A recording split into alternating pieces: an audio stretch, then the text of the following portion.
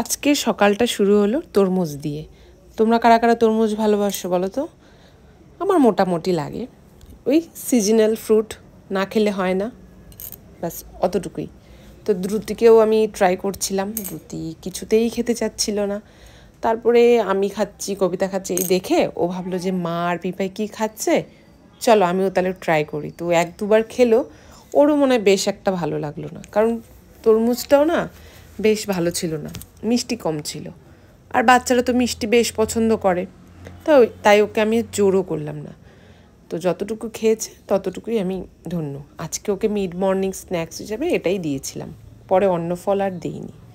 তো তারপরে মা, ভোটের দিন বাড়ি গিয়েছিলাম, মা এই আচার দিয়েছিল, তো আচার খাচ্ছিলাম। যথারীতি মেয়ের আবার বায়না, মেয়েটা কিছু খাবে, তো ওকে তো আমি আচার আর দেওয়া যায় না, ওকে আমি কী করলাম, আখের গুড় দিয়ে একটু বসিয়ে দিলাম। আমি যথারীতি ওকে বাইরের খাওয়ার এখনও দেই না। তো অনেকেই অনেক কথা বলে এই নিয়ে, পরে একদিন সেই ভিডিও বানাবো।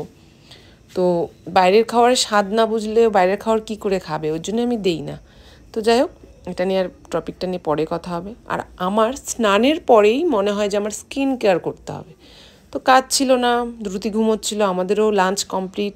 তো যাই হোক, ঝটপট করে ফেললাম হোমমেড ফেস প্যাক। তো দেখো স্কিনটা কতটা গ্লো করছিল। তো তোমরা এই হোমমেড ফেস প্যাকের আগেও আমি ভিডিওতে দিয়েছি, তোমরা এটা আমি আরেকটা নতুন কিছু অ্যাড করেছি, তোমরা যদি জানতে চাও আমি প্লিজ তোমাদেরকে সেটা আমি নেক্সট ভিডিওতে আপলোড করে দেব। তো তারপরে দেখো, এখানে সন্ধেবেলায় কবিতা ওকে চুল বেঁধে দিয়েছে। আমার এত ভালো লেগেছে চুল বাঁধাটা, খুব সুন্দরও হয়েছে। আর মেয়েকে না অনেকটা বড় বড় লাগছিল, মনে হচ্ছে মেয়ে পড়তে গেছিলো বাড়ি ফিরলো, মানে এরকম একটা ফিলিংস হচ্ছিল। তো যাই হোক, চুলগুলো এখনও ঠিক সেইভাবে এই সাগর বেনি করার মতন হয়নি, কারণ সামনের দিকগুলো খুলে খুলে যাচ্ছিল। তো গরমটা পড়ার আগে আগে যদি বড় হয়ে যেত না বেশ ভালো হতো, চুলটা কাটতে না ভীষণ কষ্ট।